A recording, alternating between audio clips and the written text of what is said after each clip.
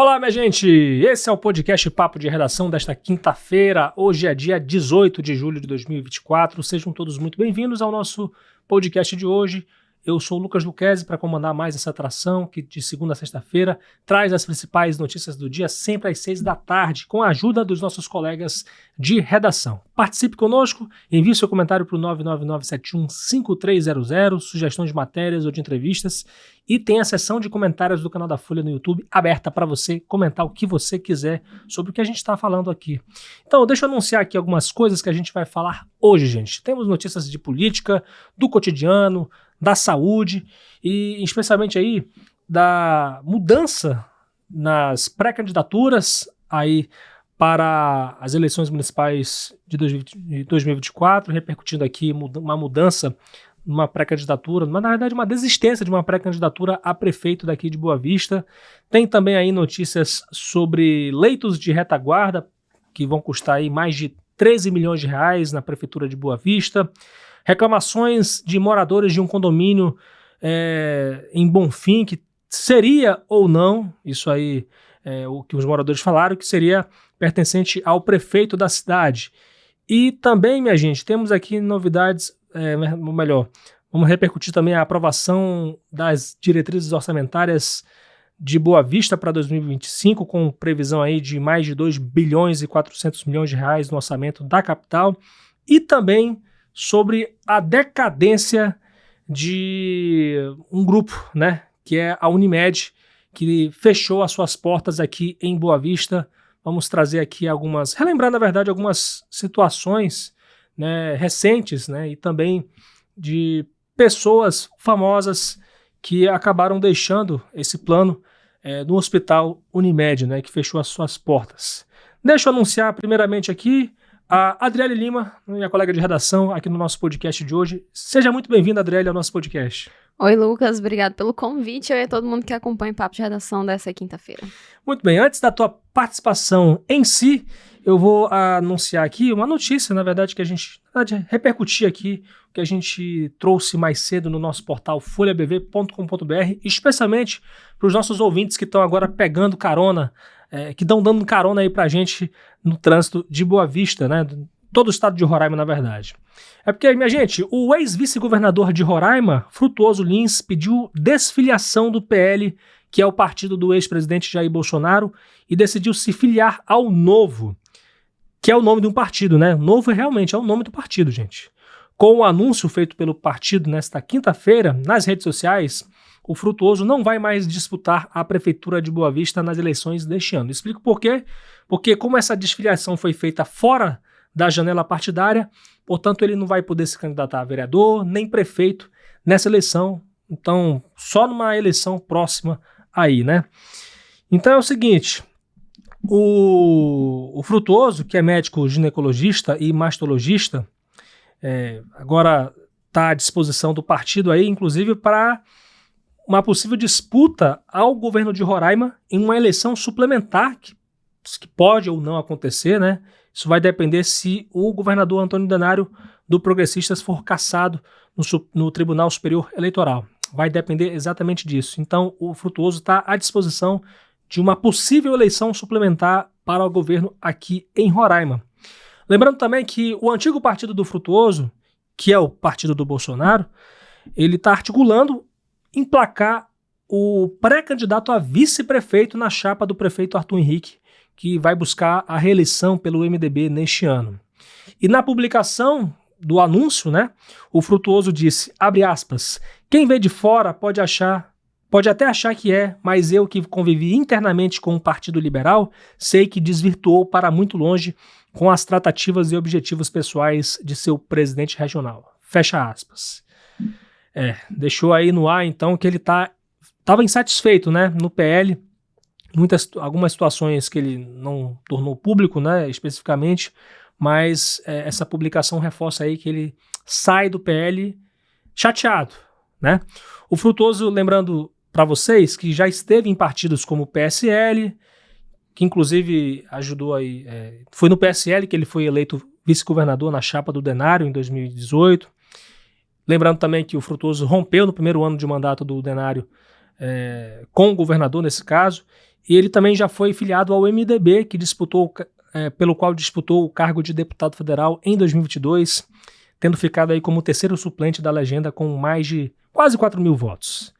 Então, com a saída do Frutuoso dessa corrida eleitoral para a Prefeitura de Boa Vista, para o Palácio 9 de Julho, Boa Vista passa a ter, neste momento, ao menos 5 candidatos, ou melhor, pré-candidatos a prefeito já conhecidos, que é o próprio prefeito Arthur Henrique, a Catarina Guerra, deputada estadual do União Brasil, o dentista Lincoln Freire, do PSOL, o urbanista, arquiteto Mauro Nakashima, do PV, e o deputado federal Nicolete, do União Brasil. E ainda está tendo essa guerra aí interna entre o Nicolete e a Catarina Guerra.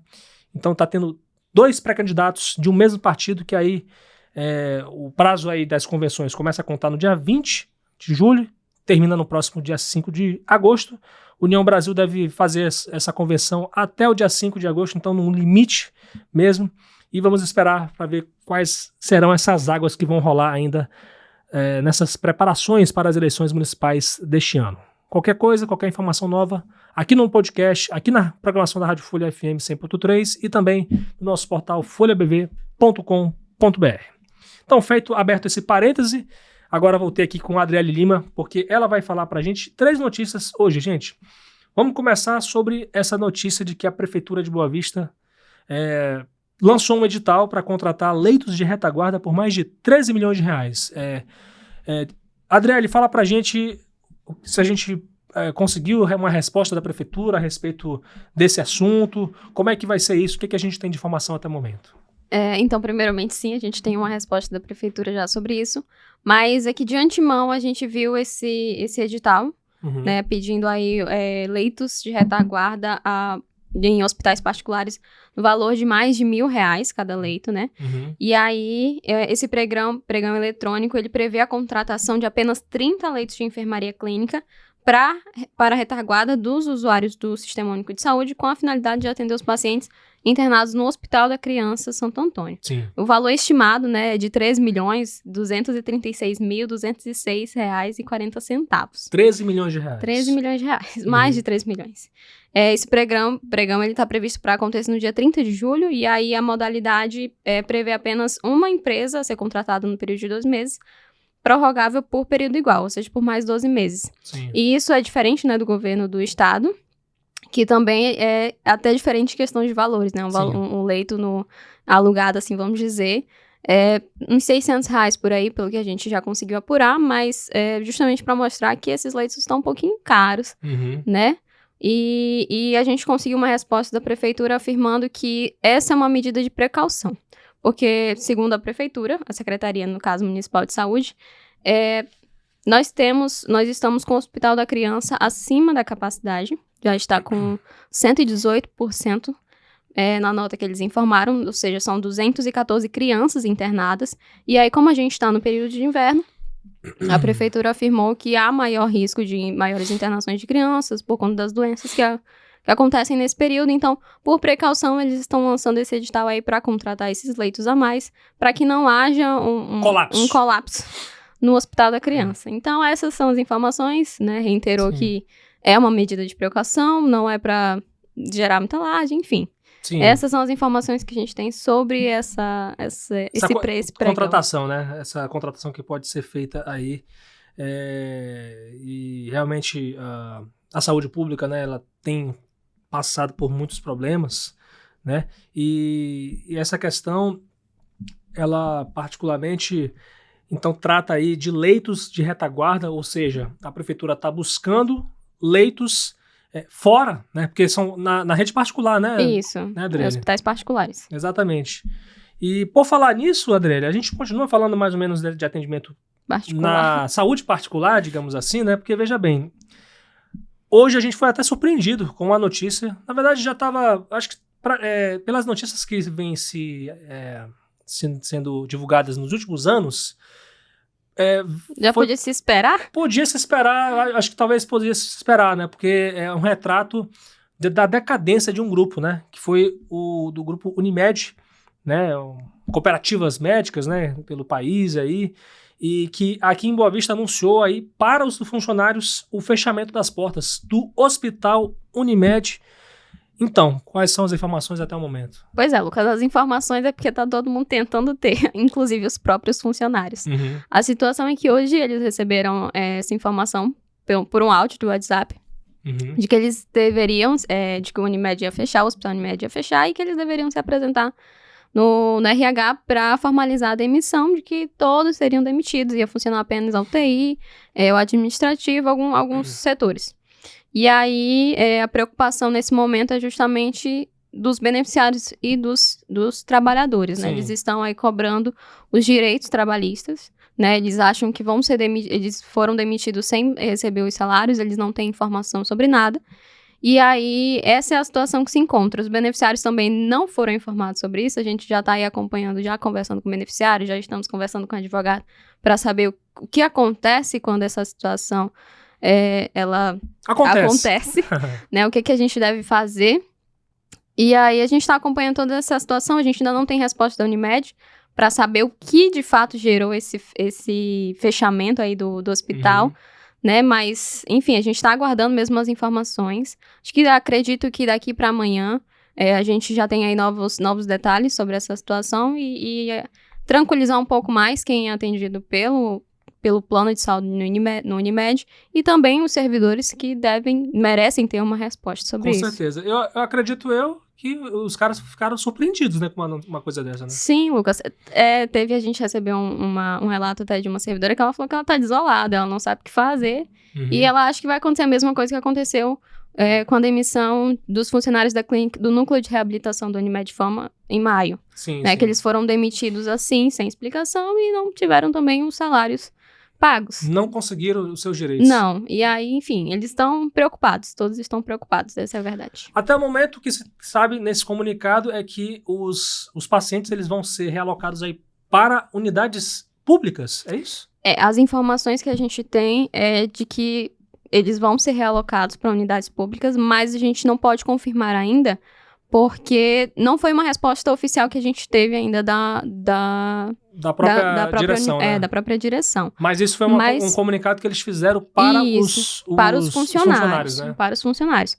Já para os beneficiários, a gente conseguiu um relato de uma beneficiária, aí já adiantando, que mesmo entrando em contato, ela não tem para onde ir. A informação, né? Ela perguntou, em caso de emergência, o que eu faço?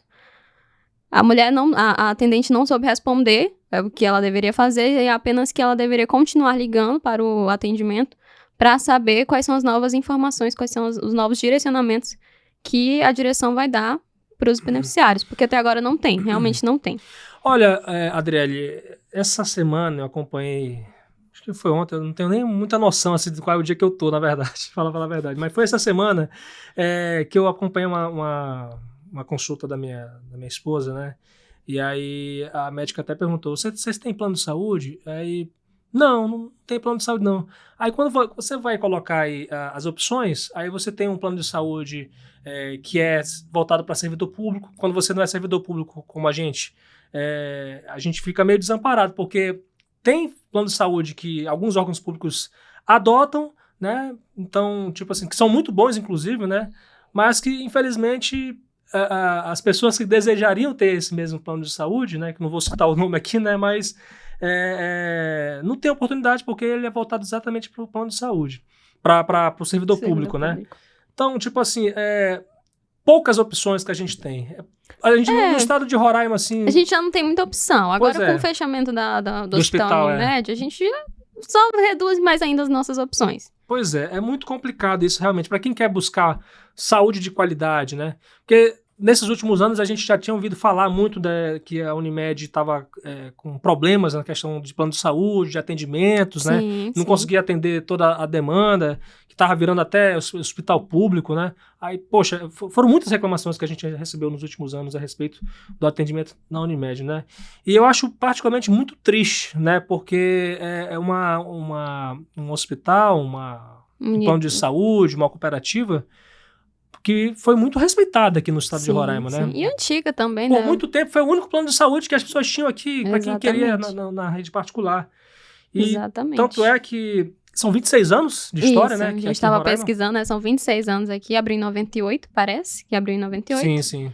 aqui em Roraima, e aí desde então estava em pleno funcionamento até os últimos anos em que a gente já começou a receber as denúncias. Exatamente. Enfim. E imagine quantas vidas que foram geradas, né? Quantas pessoas, quantos bebês que nasceram lá na Unimed. Inclusive, a minha sobrinha nasceu na Unimed, né? A gente conhece tanta gente que nasceu lá, né? Quem tinha condições de fazer parto lá na Unimed, né? Mas também muita gente que morreu na Unimed. Que eu, por exemplo, lembro aqui que foi lá na Unimed quando foi declarado aí o óbito do ex-governador Anchieta Júnior, lá em 2018. Aí, nos anos seguintes, teve os óbitos aí dos desembargadores Roberto Nunes, que foi o primeiro presidente do Tribunal de Justiça, e do Carlos Rodrigues, que foi um dos fundadores do Tribunal de Justiça de Roraima. E aí veio a pandemia, começaram a chover as alegações, os relatos de problemas no atendimento, né? E aí eu cito principalmente na Unimed Fama, né? Que as várias manifestações que foram feitas, né, contra as suspensões de atendimentos a crianças com transtorno do espectro autista, outros transtornos globais de desenvolvimento, né, problemas de atendimentos a pessoas, a crianças com síndromes raras. Inclusive, esse tema foi até para a Assembleia Legislativa, né, teve um debate da equipe jurídica da Unimed contra os próprios deputados. Então, quando você coloca isso no contexto geral, você vê que, poxa vida, é triste ver uma decadência de uma entidade tão respeitada como a Unimed, que, segundo eles, já falaram de em muitas respostas que eles deram para a gente, sofreram muito com a questão da crise da pandemia da Covid-19. Sim, né? Sim, é triste mesmo ver Sim. uma unidade hospitalar que por muito tempo foi realmente a nossa opção. Referência, né? Porque na verdade só tinha ela, né? Só tinha ela, particular. Né? E aí, assim, por um lado é muito triste ver a gente perder uma unidade hospitalar aqui no estado, que a gente já não tem muito. Sim. E também é muito triste ver, enfim, é uma situação, uma perca para a saúde. No geral, é uma perca para a saúde roraimense. Com certeza. E para fechar, Adriele, vamos mudar aqui um pouco de assunto, sair da saúde, vamos falar do cotidiano, né? Porque, veja bem, lá em Bonfim, tem uns moradores de um condomínio que denunciaram a falta de limpeza na avenida desse local, né? E aí eu queria entender mais ou menos como é que foi essa reclamação aí. Então, Lucas, os moradores de um condomínio lá na Avenida Siciliana, no bairro Cidade Nova. Uhum. E eles relataram que lá a sujeira já estava acumulando, já fazia tempo que não passava ali a coleta de lixo e a sujeira estava acumulando ali em frente àquele condomínio. Sim. E aí os moradores relataram isso, tinha sumidouro aberto ali próximo, a entrada do condomínio alagava muito e estava, já como a gente está no período chuvoso, estava muito alagado junto com a sujeira, enfim. Tava uma falta ali de saneamento. E aí os próprios moradores também relataram que esse condomínio ele pertence, né, ao prefeito atual do município, né, Jones Chagas, e falaram que não só fora, ali em frente ao condomínio, na rua, mas também dentro tinha uma outra situação, que é a questão também de, primeiramente, o difícil acesso, né, à entrada, e depois questão de banheiros, que os banheiros eram entupidos, por conta de uma fossas também que estavam entupidas, por conta desses sumidouros que foram construídos e não foram bem instalados, enfim, a gente resumiria que o condomínio estaria em péssimas condições. Nossa, gente. E aí nós fomos atrás, né, da assessoria do prefeito, que negou que o condomínio fosse dele. Uhum. E também falou que o caminhão da coleta de resíduos quebrou, estava danificado, mas que agora ele já passou por manutenção e o calendário de coleta de lixo vai voltar ao normal. Essas são as informações que a gente tem, né, de resposta do prefeito sobre essa situação. Complicado, né, gente? Inclusive, eu já recebi até informação de que já está tendo até retaliação por lá em Bonfim, né? É triste esse tipo de coisa, é triste mesmo, né? Que denúncias, por mais simples que sejam, né, sejam tratadas dessa forma. Então, sim. É triste mesmo e a gente repudia esse tipo de coisa, gente. Agradecer demais aqui a participação, Adriele Lima, no nosso podcast. Lucas. E que você traga boas notícias pra gente nesses próximos dias. Essa quinta-feira foi... Foi realmente um pouco puxada, né? Essa quinta-feira foi puxada. Mas obrigado demais aí por contribuir com esse nosso podcast no dia de hoje e até uma próxima. Até a próxima. Então, minha gente, vamos falar aqui um pouco mais de política, né? A gente estava falando aí da nova configuração das pré-candidaturas a prefeito de Boa Vista e agora temos aqui informações de política com a aprovação do texto final da Lei de Diretrizes Orçamentárias na Câmara Municipal de Boa Vista, né? O texto foi aprovado hoje. Lembrando que a LDO é aquele textinho que estabelece... Textinho não, na verdade são muitas páginas, diga-se de passagem, né? Que estabelece as regras de elaboração e execução da próxima Lei Orçamentária Anual, a LOA. Prioridades e programas da gestão do município para 2025 e ainda a previsão de receitas e despesas totais de 2 bilhões e 450 milhões de reais para 2025, para o ano que vem. Essa proposta sofreu 3 alterações, né, na sessão de ontem, né, foi uma longa sessão de mais de 3 horas aí, depois que essas emendas foram aprovadas após um acordo entre a base e a oposição, e agora vão para a mão do prefeito Arthur Henrique para ele sancionar, né, o texto da LDO. Na sessão extraordinária de aprovação, o presidente da casa, vereador Genilson Costa, do Republicanos, agradeceu aos vereadores e servidores pelo trabalho e fez um balanço de ações da casa, especialmente no primeiro semestre de 2024, ao lembrar da aprovação de mais de 180 projetos de lei e de cerca de 60 requerimentos e da apresentação de mais de 10 mil indicações para melhorar a cidade. Ele, no entanto, não decretou o início do recesso parlamentar hoje como era esperado, né? E essas são as informações resumidas. Se você quiser saber detalhezinhos a respeito do orçamento, que eu volto a lembrar, gente, o orçamento é uma bem complicada de você entender e chata, né? A verdade é essa, né? O tema é chato mesmo, mas que quando envolve dinheiro público, quando envolve muito dinheiro, como esse texto aqui, 2 bilhões e 400 milhões de reais, então eu acho importantíssimo a gente acompanhar a tramitação da LDO, né? Seja a LDO, seja a LOA, que é a Lei de Diretrizes Orçamentárias, o PPA, que é o Plano Plurianual, que são os orçamentos aí que fazem parte desse arcabouço orçamentário dos municípios, dos estados, da União também. Então, assim, é importante você saber onde esse dinheiro vai ser aplicado, mas lembrando que a LDO, ela não se trata exclusivamente de recursos públicos, de recursos, na verdade, definidos aí como investimento de tantos para ser total, enfim, isso aí, na verdade, vai ser feito na Lei Orçamentária Anual, que deve ser votada no fim do ano. A LDO é como eu expliquei ontem, né? É como se você pegasse uma folha de papel e aí você planejasse o que você vai fazer no ano que vem. No ano que vem eu vou colocar aqui, vou guardar tantos reais para comprar um carro, para comprar uma casa, tantos reais aí para comprar o meu aluguel, né? Para as compras de casa, enfim. Esse texto aí, na verdade, fala de ações, não se fala de valores, né? Você fala de ações, mas não se fala de valores. Então, ações, você fala aí de Lei de Diretrizes Orçamentárias e valores, você fala de Lei Orçamentária Anual. Então eu espero que eu tenha sido claro, porque é um assunto realmente chato, né, de você ouvir e entender, mas eu espero que tenha sido claro para falar de orçamento, né, do município. Minha gente, muito obrigado pela companhia de vocês. Esse foi o Papo de Redação desta quinta-feira com os trabalhos técnicos de Fabiano Lopes, Rio Ferreira, John Hudson e Aduan Figueiredo.